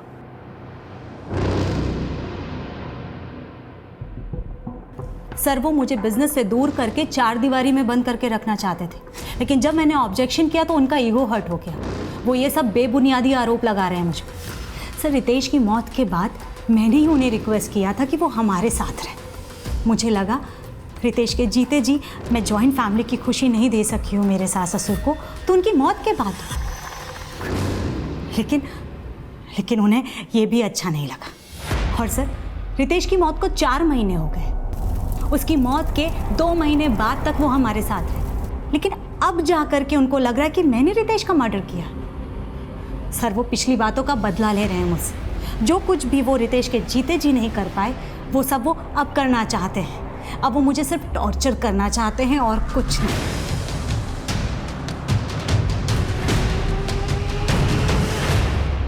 बहुत चालाक औरत है, कहीं ऐसा ना हो कि हमारे खिलाफ पुलिस को भड़का दे। कुछ नहीं कर सकती वो। रितेश के बच्चे, रितेश का घर और उसका बिजनेस हमारा होगा। चारों खाने चित होगी वो। रितेश की मौत हुए कई महीने बीत चुके थे, बॉडी का अंतिम संस्कार हो चुका था और पोस्टमार्टम की कोई गुंजाइश नहीं थी। उनका कहना था कि रितेश की मौत को हार्ट अटैक बताने वाली उसकी बीवी मानसी बसरा ने ही रितेश की हत्या की थी। वो ये सफाई दे रहे थे कि उन्हें पहले मानसी पर शक नहीं हुआ था, लेकिन अब उनका शक गहरा हो गया था। लेकिन क्या उनके दावे में कोई सच्चाई थी? उनकी लगातार मांग को देखते हुए सोनीपत पुलिस के एसपी धर्म यादव उनके शक को एक मौका देना चाहते थे और महीनों पहले गुजर चुके रितेश बत्रा की नेचुरल डेथ के मर्डर होने की संभावना को पुख्ता करने के लिए एक स्पेशल इन्वेस्टिगेशन टीम का गठन किया गया और उसकी अगुवाई सौंपी गई क्राइम ब्रांच के इंस्पेक्टर कुलदीप हुडा को। सर, ना मैं रितेश बसरा को जानता हूँ ना मानसी बसरा को, लेकिन जब उनके पेरेंट्स मेरी शॉप पर आए और उन्होंने पूछा कि रितेश बसरा हमसे हार्ट से रिलेटेड दवाइयाँ लेता है क्या, तो मैंने उन्हें मना कर दिया। लेकिन जब वो चले गए तो मेरा एम्प्लॉय मेरे पास आया और उसने मुझे बताया। सर, वो तो रितेश बसरा की फोटो थी ना? रितेश बसरा कौन? बसरा टाइल्स एंड मार्बल का मालिक जो है, वो आई थी हमारी दुकान पे, आपको याद है? सर, उसके ऐसा कहते ही मैंने नेट पे रितेश बसरा के बारे में सर्च किया तो मुझे पता चला कि उसकी डेथ तो काफ़ी दिनों पहले हो चुकी है। और सर, मैंने नेट पे जब फिर से मानसी बसरा का फोटो देखा तो मुझे याद आया कि मानसी बसरा हमारे शॉप पर आ चुकी है किसी और आदमी के साथ। जानते हो मानसी बसरा का क्या कहना है? उसका तुम्हारे बारे में यह कहना है कि उसने तुम्हारी दुकान से स्टेरॉइड्स खरीदे ही नहीं, बल्कि उसका तो यह भी कहना है कि तुम्हें यह बयान देने के लिए रितेश के पेरेंट्स ने पैसे दिए। सर, मैंने किसी से पैसे नहीं लिया सर, उल्टा उनके पेरेंट्स की एक बात तो मुझे खुद अजीब लगी। कौन सी बात? सर, उन्होंने कहा था कि रितेश लापता है, जबकि जब मैंने सर्च किया था तो मुझे पता चला था कि उसकी डेथ तो 4 महीने पहले ही हो चुकी है। रितेश के पेरेंट्स ने तुमसे यह कहा कि रितेश लापता है? जी सर, यही तो बताया था उन्होंने। दरअसल में हमारा बेटा 2 महीने से लापता है, कहीं मिल नहीं रहा। रितेश के माता पिता ने पुलिस से कहा था कि रितेश को हार्ट अटैक नहीं आया था, बल्कि उसकी बीवी मानसी ने ही उसका मर्डर किया था। लेकिन उस मेडिकल स्टोर वाले को वो ये क्यों बोल रहे थे कि रितेश लापता है? उन्होंने पुलिस को बताया कि वो सोनीपत के हर मेडिकल स्टोर पर यह पता करने की कोशिश कर रहे थे कि क्या रितेश उनके पास दिल की बीमारी की कोई दवा लेने आता था या नहीं। लेकिन जब बाकी मेडिकल स्टोर्स पर पूछताछ की गई तो रितेश के माता पिता की भूमिका सवालों के घेरे में आ गई। हाँ सर, ये दो यहाँ आए। ये हमारा बेटा है रितेश, इसे दिल की बीमारी है। इसने कभी कोई दवाई खरीदी आपसे? नहीं अंकल, लेकिन आप ये सब क्यों पूछ रहे हैं? दरअसल में हमारा बेटा 2 महीने से लापता है, कहीं मिल नहीं रहा। उन्होंने तुमसे ये बोला उनका बेटा रितेश मिल नहीं रहा है, या ये बोला था कि उसके बेटे की हत्या हो गई है? हत्या नहीं सर, ऐसा तो उन्होंने कुछ नहीं कहा। सर, कैलाश बसरा और पम्मी बसरा के कई झूठ हमारे सामने आए। कभी कहते थे गाड़ी चोरी हो गई है, कभी कहते थे मोबाइल चोरी हो गया। वो लोग आपके पास सबसे पहले कब आए थे? सर, यही कोई 2 महीने पहले आए थे वो, और वो ये कह रहे थे कि उनके लड़के रितेश का खून जो है वो उनके बहू मानसी बसरा ने किया है। तो आपने क्या एक्शन लिया? सर, एक्शन लेने का तो कोई सवाल ही नहीं उठता। क्योंकि जब वो यहाँ आए थे उससे 4 महीने पहले तो लाश का दाह संस्कार हो गया था, तो सबूत तो कोई बचा ही नहीं था, तो फिर एक्शन कैसे लेते? और सर एक दिन यहाँ आके कहने लगे कि उनकी बहू मानसी अपने लवर से उन्हें मरवाना चाहती है, लेकिन जब हमने मानसी का बैकग्राउंड चेक किया तो हमने पाया कि उसका तो कोई अफेयर था ही नहीं। क्या सर, आप भी इंस्पेक्टर खेड़ा की तरह हमें झूठा बोल रहे हैं? लगता है आप भी मानसी की बातों में आ गए। मानसी तो क्या, हम आपकी बात का भी तब तक विश्वास नहीं करेंगे जब तक कोई सबूत हाथ नहीं लग जाता। कैलाश जी एक बात बताइए, आप केमिस्ट शॉप्स पे जा जाके ये क्यों कह रहे थे कि रितेश लापता है, जबकि रितेश की मौत 12 जून को हो चुकी थी? रितेश खुद की मौत नहीं मरा है, मर्डर हुआ था उसका। और हम हर केमिस्ट की दुकान पे जा जाके ये पूछ रहे थे कि रितेश उनकी दुकान से दिल की बीमारी की कोई दवाई खरीदता था या नहीं। अगर हम उन्हें बताते कि वो मर चुका है, उसका मर्डर हो चुका है, तो वो लोग डर जाते और सच नहीं बताते। लेकिन वो मनोज केमिस्ट, उसने तो बताया ना, मानसी उसकी दुकान पे स्टेरॉइड खरीदने आई थी। लेकिन उसी केमिस्ट का ये कहना है कि उसने मानसी को कोई स्टेरॉइड्स नहीं बेची। तो क्या हुआ, उसने किसी और दुकान से खरीदी होगी? हाँ साहब, और उसने वही दवा देकर के मेरे बेटे को हार्ट अटैक कराया। आप लोग इतने यकीन के साथ कैसे कह सकते हैं? रितेश की जब मौत हुई आप दोनों गन्नौर में थे। रितेश का मर्डर हुआ है या नहीं है, इस बात का ना तो कोई सबूत है और ना ही कोई गवाह। सबूत है इंस्पेक्टर साहब, रितेश के बच्चे, वो लोग जानते हैं कि उनकी मां ने ही उनके पापा का मर्डर किया है। रितेश के बच्चे? क्या कहा रितेश के बच्चों ने आपसे? रितेश की मौत के बाद दोनों एकदम मुरझा गए इंस्पेक्टर साहब। मोटी तो बच्चा है, लेकिन सानिया इस राज को जानती है, और यही कारण है कि मानसी सानिया को विदेश भेजने की कोशिश कर रही है। सानिया, क्या सोच रही हो? तुम्हें पता है ना तुम्हें अब्रॉड जाना है पढ़ने के लिए, तो ये फिजूल की बातों से अपना ध्यान हटाकर अपनी पढ़ाई पर कंसंट्रेट करो, ओके? सानिया बेटा, तुम्हारे पापा मुझसे हमेशा कहा करते थे कि तुम पढ़ाई में बहुत अच्छी हो, लेकिन उन्होंने ये कभी नहीं बताया कि तुम अब्रॉड जाके पढ़ना चाहती हो। पापा मुझे कभी दूर नहीं भेजना चाहते थे, लेकिन वो तो खुद ही हमसे दूर चले गए। तुम्हारे पापा हमसे दूर नहीं गए बेटा, बल्कि उन्हें हम सबकी जिंदगी से दूर भेज दिया गया। तुम्हारे पापा को हार्ट अटैक नहीं आया था ना? नहीं, उन्हें हार्ट अटैक ही आया था। बताओ बेटा, 12 जून की सुबह क्या हुआ था? तुम्हारी मम्मी ने तुम्हारे पापा का मर्डर किया था ना? बताओ। दादाजी ऐसा कुछ नहीं है, प्लीज मुझे ऐसे जाने दीजिए। सानिया से हमने कई बार बात करने की कोशिश की, लेकिन उस दिन के बाद से उसने हमसे बात करना ही बंद कर दिया। शायद वो असलियत जानती है साहब, इसीलिए मानसी ने उससे हमसे बात करने के लिए मना कर रखा है। मैंने कभी सानिया को उसके दादा दादी से बात करने के लिए मना नहीं किया, बल्कि मेरे सास ससुर की सोच घटिया है। आप ही बताइए, अगर किसी बच्चे के सामने उसकी माँ के कैरेक्टर पर सवाल उठाए जाएंगे तो क्या वो उस टॉपिक पर बात करना पसंद करेगा? मेरे बच्चे अभी तक अपने पापा की मौत के सदमे से उभरे भी नहीं, और वो उन्हें मेरे खिलाफ जबरदस्ती भड़का रहे हैं। उनकी सोच इतनी घटिया है कि वो मेरी बेटी से सवाल कर रहे हैं कि मेरा अफेयर किसके साथ है। सानिया बेटा, तू जो कुछ भी जानती है ना, सब सच सच बता दे।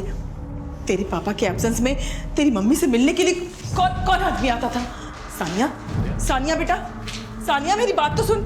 सानिया, सानिया, मोंटी, बस मम्मी जी, हद हो गई। मोंटी बेटा तू अंदर जा।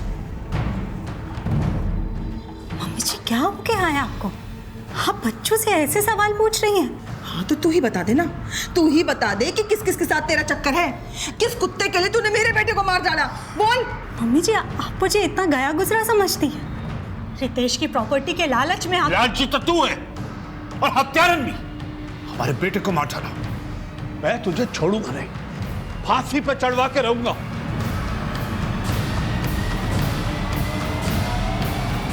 उसके बाद वो हमारे नेबर्स और कंपनी एम्प्लॉय से अजीब अजीब तरह के उल्टे उल्टे सवाल कर रहे थे कि मेरा अफेयर किसके साथ है, लेकिन उन्हें कुछ हासिल नहीं हुआ क्योंकि वो झूठ को सच साबित करने की कोशिश कर रहे थे। लेकिन वो केमिस्ट तो अभी भी अपने बयान पे कायम है। उसका कहना है कि आपने उसकी दुकान से स्टेरॉइड्स खरीदने की कोशिश की थी। उसका तो यह भी कहना है कि उस वक्त आपके साथ एक आदमी भी था। वहीं रितेश के पेरेंट्स को शक है कि आपका किसी के साथ अफेयर था। उनको कोई आदमी फॉलो कर रहा है जिसने उन्हें थ्रेट कॉल दी। उनका यह भी मानना है कि आपके लवर ने उनको जान से मारने की कोशिश की, क्योंकि वो आपके खिलाफ सबूत इकट्ठा कर रहे थे। ये सब झूठ है, बल्कि सच तो ये है कि कोई मेरा पीछा कर रहा है।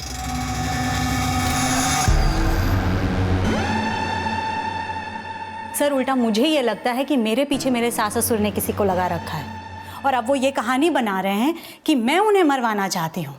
ये केमिस्ट भी उनकी गंदी साजिश का हिस्सा है। और केमिस्ट का ये कहना कि आपके साथ उस समय कोई आदमी भी था? सर, ये सब कुछ मेरे सास ससुर की रची हुई मनगढ़ंत कहानी है। वो सिर्फ ये साबित करना चाहते कि मेरा किसी के साथ अफेयर है और मैंने उसके साथ मिलकर अपने पति का मर्डर किया है। लेकिन इस बात में कितनी सच्चाई है कि रितेश एक हार्ट पेशेंट था? क्योंकि हमें ऐसे किसी डॉक्टर का पता नहीं चला जिससे रितेश कंसल्ट कर रहा था, और आपके मुताबिक रितेश हार्ट डिसीज की दवाइयां ले रहा था। हाँ सर, रितेश हार्ट से रिलेटेड प्रॉब्लम की दवाइयां ले रहे थे, लेकिन ये स्टेरॉइड का रितेश के हार्ट अटैक से क्या कनेक्शन है? और सर, मैं तो उस वक्त सो रही थी जब रितेश को हार्ट अटैक आया। रितेश, रितेश, सानिया, सानिया, सानिया, सानिया जल्दी आ, तेरे पापा को कुछ हो गया। सानिया, रितेश, रितेश क्या हो रहा है आपको? सानिया, सानिया, सानिया जा करके रस्तोगी अंकल और बलबीर अंकल को बुला कर जल्दी चल। सानिया, जल्दी फिर मैंने एम्बुलेंस बुलाने के लिए फोन किया। अंकल देखिए। क्या हुआ बेटा? बलबीर भाई साहब, देखिए ना रितेश को क्या हो गया, कुछ बोल नहीं रहे। लेकिन हॉस्पिटल ले जाते ही उन्हें डेड डिक्लेयर कर दिया गया। क्या वक्त रहा होगा जब रितेश को हार्ट अटैक आया? लगभग 6:30 बजे होंगे और 7:30 बजे तक मैंने इन-लॉज को इन्फॉर्म कर दिया था। वो लोग यहाँ आए, फिर हमने साथ में मिलकर उनका अंतिम संस्कार किया। सर, अगर उन्हें शक था तो उन्होंने तब क्यों कुछ नहीं कहा? अब वो ये सब क्यों कर रहे हैं? आपकी बेटी सान्या कहाँ है? हमें उससे भी बात करनी है। सान्या बेटा, 12 जून की सुबह आपके पापा की डेथ हुई थी और आपकी मम्मी के मुताबिक आपके पापा को हार्ट अटैक आया था। बेटा, हम ये जानना चाहते हैं कि डेथ होने से एक रात पहले आपके पापा की सेहत कैसी थी? वो ठीक थे। इनफैक्ट वो मेरे रूम में भी आए थे। क्या बेटा, तुम अभी तक पढ़ रही हो? मैंने तुमसे कहा है ना, देर रात को नहीं बल्कि सुबह जल्दी उठ के पढ़ना चाहिए, माइंड फास्ट चलता है। लेकिन मुझे पता नहीं था, जैसे अगले दिन मेरी आंखें खुलेगी तो। सानिया, सानिया जल्दी आ, तेरे पापा को कुछ हो गया। सानिया जल्दी आ। रितेश, रितेश क्या हो रहा है आपको? रितेश क्या हो रहा है? रितेश, सानिया, सानिया जा करके रस्तोगी अंकल और बलबीर अंकल को बुला कर जल्दी चल। सानिया, जल्दी चल। मैं बलबीर अंकल और रस्तोगी अंकल को लेकर आई। बेटा, जब आप बलबीर अंकल और रस्तोगी अंकल को घर लेकर आए तब आपने क्या देखा? मुझे कुछ याद नहीं है, मुझे कुछ याद नहीं है सर। सानिया ने जैसे ही बोला कि रितेश को हार्ट अटैक आया, और सर जब हम वहाँ गए, मानसी तब तक एम्बुलेंस बुला चुकी थी। अच्छा, जब आप दोनों घर में गए तो रितेश की हालत कैसी थी? मतलब ऐसा कुछ देखा कि रितेश दर्द से तड़प रहा हो? अंकल देखिए। क्या हुआ बेटा? बलबीर भाई साहब, देखिए ना रितेश को क्या हो गया, कुछ बोल नहीं रहे। शायद हार्ट अटैक आया इन्हें। रितेश सर, शायद एम्बुलेंस आने से पहले ही रितेश मर चुका था। उसकी बॉडी में सर कोई मूवमेंट नहीं था।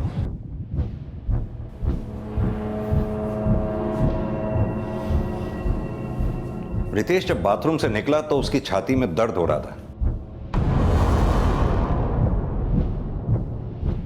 दर्द से लड़खड़ाते हुए वो यहां पहुंचा और खुद को संभालते हुए उसके हाथ से ये लैंप गिरा और आप लैंप गिरने की आवाज से उठी। Yes sir. आपके बेटे का कमरा कौन सा है? सर,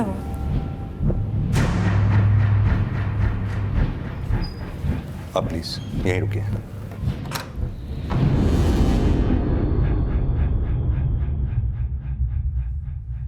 मोंटी बेटा,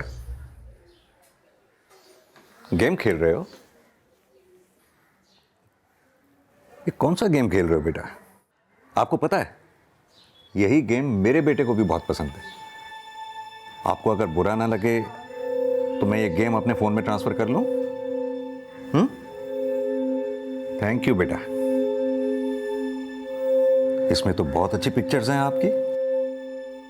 और ये क्या, आप अपने पापा के साथ रेसलिंग करते थे?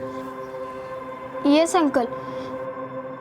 सर, रितेश के पोस्टमार्टम रिपोर्ट के एब्सेंस में यह साबित करना वाकई बहुत मुश्किल है कि उसकी मौत नेचुरल हुई थी या फिर उसका मर्डर हुआ था। जिस थ्रेट कॉल की बात रितेश के फादर कर रहे थे वो उन्हीं के फोन से उनकी वाइफ के नंबर पे किया गया था। अब उन्हें थ्रेट कॉल मिली भी थी या नहीं, इस बात का कोई प्रूफ नहीं है हमारे पास।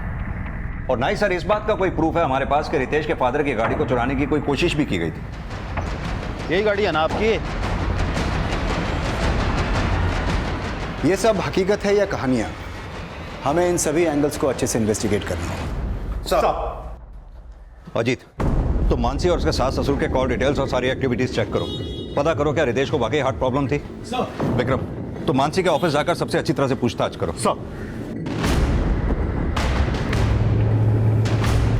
संजीव जी, आप बसरा टाइल्स के सीईओ हैं। कितना टाइम हो गया आपको बसरा टाइल्स के साथ काम करते हुए? करीबन 7 साल सर। इतने टाइम से आप बसरा के साथ काम कर रहे हैं, क्या आप बता सकते हैं कि रितेश बसरा की किसी से कोई दुश्मनी, बिजनेस राइवलरी या फिर किसी के साथ कोई पर्सनल इश्यू? नहीं सर, जहाँ तक मेरा नॉलेज है ऐसा तो कुछ भी नहीं था। अच्छा ये बताइए कि रितेश बसरा के अपनी वाइफ मानसी के साथ किस तरीके के डिफरेंसेस थे? बिजनेस को लेकर उनका विजन एक जैसा ही था। In fact company was doing very well under their guidance. उनको देखकर ऐसा लगता ही नहीं था कि उनका कोई पर्सनल इश्यू हो। और ये रितेश के पेरेंट्स, उनके बारे में क्या जानते हैं आप? ज़्यादा तो कुछ नहीं, लेकिन हाँ कुछ टाइम पहले रितेश जी के फादर यहाँ आके हमारे स्टाफ और मुझसे कुछ अजीब से सवाल पूछ रहे थे। सबको पूछ रहे थे कि मानसी बसरा का किससे अफेयर है। सर वो काफ़ी अनाप शनाप बोल रहे थे। मुझे लगा था कि शायद उन्हें कोई मेंटल प्रॉब्लम है। लेकिन हमने सुना कि रितेश को हार्ट प्रॉब्लम था, क्या ये सच है? नहीं सर, रितेश जी को कोई हार्ट प्रॉब्लम नहीं थी। अगर ऐसा कुछ होता तो वो मुझे ज़रूर बताते। अगर उसे कोई हार्ट प्रॉब्लम नहीं थी तो फिर उसे हार्ट अटैक आया क्यों? सर ये बताना तो थोड़ा मुश्किल है सर। आज के दौर में किसी को भी अचानक से कोई भी प्रॉब्लम हो जाती है। और वैसे भी रितेश जी को काफ़ी काम का लोड था, काफ़ी स्ट्रेस लेते थे वो। तो आपको क्या लगता है इसी प्रेशर की वजह से रितेश को हार्ट अटैक आया था? हार्ट अटैक तो अब तुझे आएगा जब जेल में पुलिस वाले तेरे गाल लाल करेंगे। पापा जी, आप ये सब जो कुछ कर रहे हैं इससे आपको कुछ हासिल नहीं होने वाला। क्यों आप अपने मरे हुए बेटे की मौत का तमाशा बना रहे हैं? यार घुमाए तू और तमाशा हम बना रहे हैं। हाँ इनफ मम्मी जी, ज्यादा इनफ उनफ ना कर। अरे बड़ी आई मिस दिल्ली, मैं तुझे मिस जहन्नम बना दूंगी। मेरे बेटे को खा गई कुल्टा कहीं की। हद।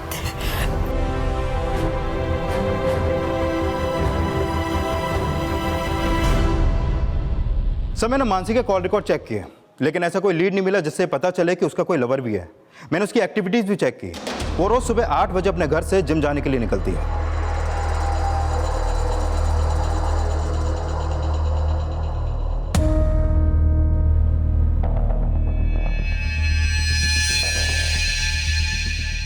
सर मेरी मानसी के जिम ट्रेनर से भी बात हुई। सर वो सुबह 8 बजे के करीब आती थी और 1-1.5 घंटे में वर्कआउट करके निकल जाती थी। वो जिम करने के बाद करीब 10 बजे अपने घर पहुंचती है और करीब 11 बजे वो अपने घर से ऑफिस के लिए निकलती है और रात 10 से 11 बजे तक वो ऑफिस से अपने घर पहुंचती है। मैंने उन सभी के कॉल रिकॉर्ड चेक किए जिनसे वो मिलती थी, लेकिन सर ऐसी कुछ भी बात नहीं निकली जिससे पता चले कि उसका कहीं पर कोई अफेयर चल रहा है। कहते हैं कि किसी किताब के सिर्फ कवर को देखकर पूरी किताब को जज करना सही नहीं होता है, लेकिन पुलिस लगातार मानसी बसरा की जिंदगी से जुड़े कई पन्ने पलट पलट कर देख रही थी, लेकिन अभी तक उन्हें वो पन्ना नहीं मिला था जिसके आधार पर रितेश के माता पिता ने मानसी के चरित्रहीन होने की कहानी पुलिस को सुनाई थी। सर मैंने रितेश के फादर कैलाश के कॉल रिकॉर्ड चेक किए। सर इस रिकॉर्ड में एक नंबर ऐसा मिला है जिससे उनकी लगातार बातें होती रहती हैं। किसका नंबर है वो? सर ये नंबर प्राइवेट डिटेक्टिव कौशल सांगवान का है। Private detective? हाँ सर।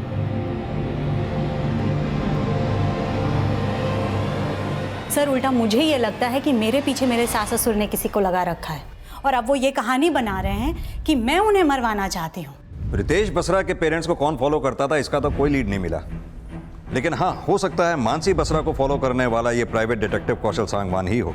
सर कहीं ऐसा तो नहीं कि रितेश के पेरेंट्स की कार का चोरी होना, उन्हें थ्रेट कॉल आना, ये सब रितेश के पेरेंट्स और इस प्राइवेट डिटेक्टिव कौशल सांगवान का ही कोई सेटअप प्लान हो।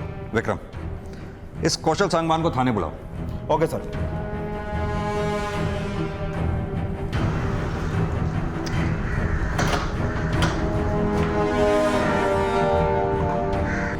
सर कैलाश बसरा जी ने मुझे हायर किया था ताकि मैं उनके बेटे रितेश बसरा के मर्डर के एविडेंस कलेक्ट कर सकूं, क्योंकि सर बिना एविडेंस के तो आप लोग भी कोई एक्शन नहीं ले रहे थे। तो फिर आपने क्या एक्शन लिया मिस्टर कौशल सांगवान? सर मैं ये पता लगाने की कोशिश कर रहा था कि मानसी बसरा का किसी से अफेयर। तो तुम मानसी बसरा को लगातार फॉलो कर रहे थे? जी सर।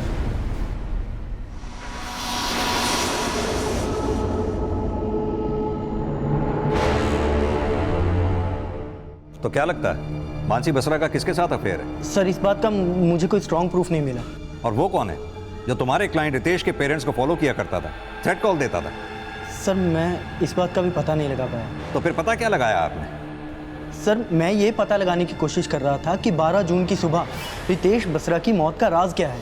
सर मैंने 11 जून की रात से लेकर 12 जून की सुबह तक उसके घर के आसपास होने वाली हर एक्टिविटी को चेक किया। सर कल्याण नगर में एक लड़का है जो रोज़ सुबह 5:30 बजे अखबार डालने आता है।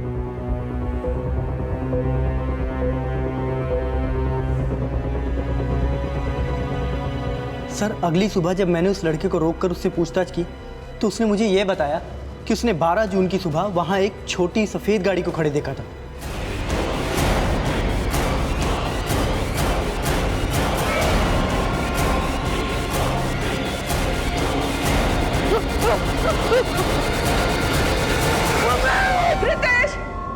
तो इस सफेद गाड़ी का वहम आपने डाला था रितेश की मां के मन में, जिसके बाद से उन्हें रोज सपना आता है कि उनके बेटे रितेश का मर्डर हुआ था। सपना? सर इस बारे में मैं कुछ नहीं जानता। लेकिन रितेश के पेरेंट्स ने खुद हमें इस सपने के बारे में बताया था। सर ये एक मां के अंदर की आवाज है सर, कोई भ्रम नहीं है। हमारे बेटे रितेश का सचमुच में मर्डर हुआ है सर। लेकिन ये मर्डर सपने में हुआ या हकीकत में? हकीकत क्या है ये आप पता लगाइए, लेकिन हमें पक्का यकीन है कि हमारे रितेश को उस मानसी नहीं मारा। तो आपको भी यही लगता है कि रितेश बसरा का मर्डर उसकी वाइफ मानसी बसरा ने किया था? देखिए सर मैंने जितना पता लगाया था मैंने आप लोगों को बता दिया है, बाकी का सच आप लोग खुद पता लगा सकते हैं। ठीक है, जा सकते हैं आप, लेकिन जाने से पहले उस लड़के का कॉन्टैक्ट नंबर हमें दीजिए जिसने आपको उस सफेद रंग की गाड़ी के बारे में बताया था। जी सर। विक्रम। साहब मैं झूठ नहीं बोल रहा, माता रानी कसम साहब, 12 जून की सुबह करीब 5:30 बजे मैंने साहब उधर एक सफ़ेद कलर की छोटी गाड़ी देखी साहब। याददाश्त बड़ी तेज है तेरी, डेट और टाइम सब याद है। कहीं ऐसा तो नहीं तेरी इस याद को ताज़ा रखने के लिए उस डिटेक्टिव कौशल सांगवान ने तुझे बादाम खिलाए? नहीं साहब ऐसी बात नहीं है।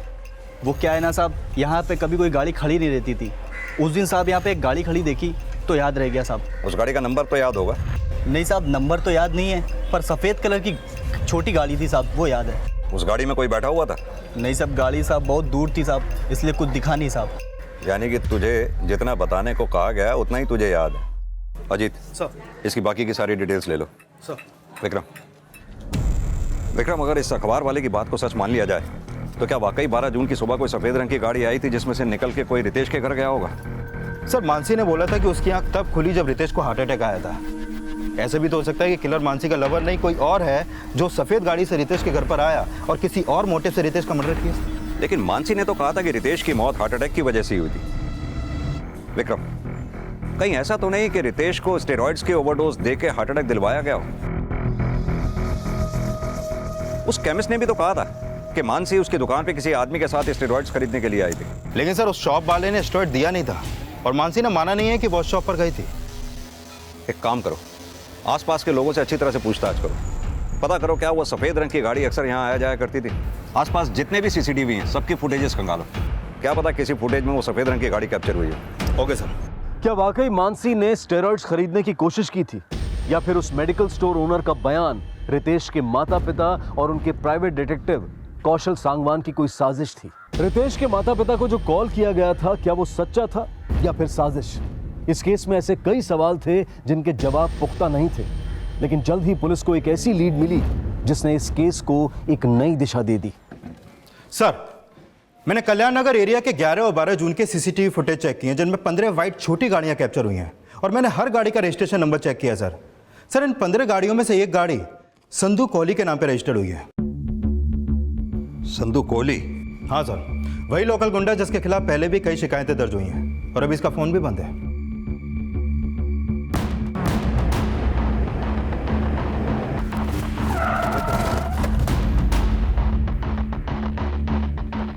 सर, यही घर है। अजीत सर, ताला तोड़ो। पूरे घर की अच्छी तरह से तलाशी लो।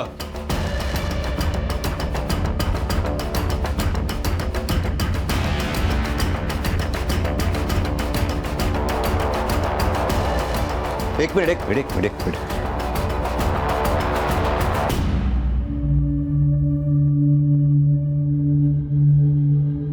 विक्रम, ये तो वही कड़ा है जो रितेश की कलाई में था।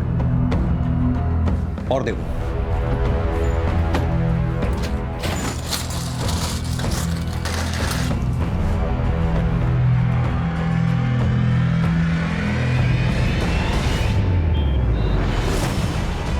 नहीं सर, हम इस आदमी को नहीं जानते। लेकिन इसके घर से ये स्टेरॉइड्स मिला है जिस पर आपके हॉस्पिटल का लेबल है। यस सर, ये हमारे हॉस्पिटल का है। मैं चेक करता हूँ। सर, ये है विक्रम सौड़ी, जो सोनीपत मेडिकल हॉस्पिटल में एज ए कंपाउंडर काम करता है। सर, मैंने इसके और संधू दोनों के कॉल रिकॉर्ड चेक किए। दोनों में अक्सर काफ़ी बातें होती थी और 12 जून की सुबह इन दोनों के फ़ोन की लोकेशन रितेश के घर के पास की ही थी। यानी कि इस विक्रम सोडी का कनेक्शन रितेश की मौत से हो सकता है। और सर, इन दोनों का फ़ोन कल पानीपत में बंद हुआ था और पता चला है कि पानीपत में बसरा टाइल्स एंड मार्बल्स का गोदाम भी है। ये विक्की क्यों नहीं आया अभी तक? समझ में नहीं आ रहा है। और ये विक्की ने हमें यहाँ छुपने के लिए क्यों कहा है?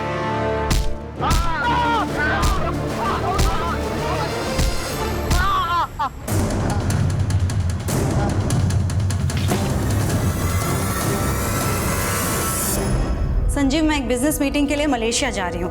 Handle everything, will contact you after I reach there. Sure.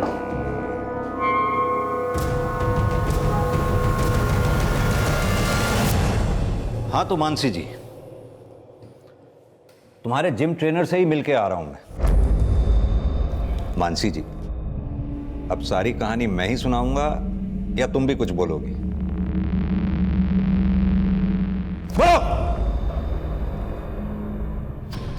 करीब 1 साल पहले मैंने जिम ज्वाइन किया था। विक्की वॉज माई ट्रेनर और मैं उसके करीब आ गई थी। लेकिन रितेश को हमारे रिलेशन के बारे में पता चल गया था। रितेश ने मुझे डिवोर्स देने की धमकी दी और कहा कि घर और बिजनेस में से मुझे कुछ हिस्सा नहीं मिलेगा। संधू ने बताया कि अगर स्टेरॉइड ज़्यादा क्वांटिटी में दिया जाए तो किसी को भी हार्ट अटैक हो सकता है। उस दिन मैं विक्की के ही साथ उस केमिस्ट के यहाँ स्टेरॉइड लेने गई थी, लेकिन उस केमिस्ट ने स्टेरॉइड दिया नहीं। फिर संधू ने बताया कि उसका एक दोस्त हॉस्पिटल में काम करता है, वो स्टेरॉइड अरेंज कर देगा। और फिर 12 जून की सुबह 5 बजे विक्की, संधू और उसका दोस्त विक्रम घर पर आए थे। विक्रम ने रितेश की बॉडी में स्टेरॉइड इंजेक्ट करने की कोशिश की, लेकिन रितेश जग गया और हाथापाई में सिरिंज टूट गई। तुम्हारे सास ससुर का पीछा कौन कर रहा था? उन्हें जान से मारने की धमकी किसने दी थी? जब मुझे पता चला कि वो मेरे खिलाफ सबूत इकट्ठा कर रहे हैं तो विक्की ने संधू को उन्हें थ्रेट देने को कहा था, लेकिन मैं उन्हें मारना नहीं चाहती थी। लेकिन तुमने विक्की को बोला कि विक्रम और संधू को मार दे, इसलिए उसने जान से मारने की उन्हें कोशिश की ताकि तुम दोनों की असलियत कभी बाहर ना आ सके, राइट? तुम लोगों ने रितेश को मारा, यह बात तुम्हारी बेटी सानिया जानती थी?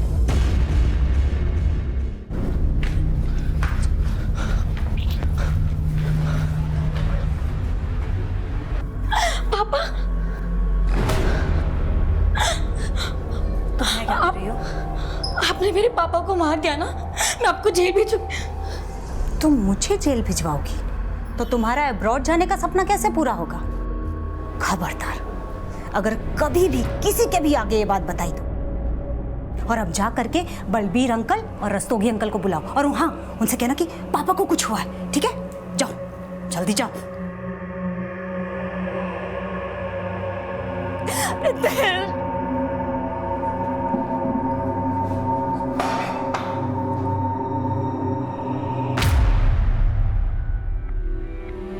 मानसी और विक्की ने सोचा था कि उनका अपराध कभी सामने नहीं आ पाएगा, लेकिन कहते हैं ना, आप सच को जितना मर्जी दबाने की कोशिश कीजिए, वो एक ना एक दिन सामने आ ही जाता है। इसी विचार के साथ अब मैं अनूप सोनी आपसे विदा लेता हूं। फिर मुलाकात होगी अगले एपिसोड में एक और चौंका देने वाले केस के साथ। तब तक अपना और अपने परिवार का ख्याल रखें और देखते रहें क्राइम पेट्रोल सिटी क्राइम्स। सबक एक को, सीख हम सबको। जय हिंद। क्राइम पेट्रोल्स के और भी दिलचस्प कहानी देखने के लिए हमारे चैनल को सब्सक्राइब करें और बेल आइकॉन दबाना न भूलें।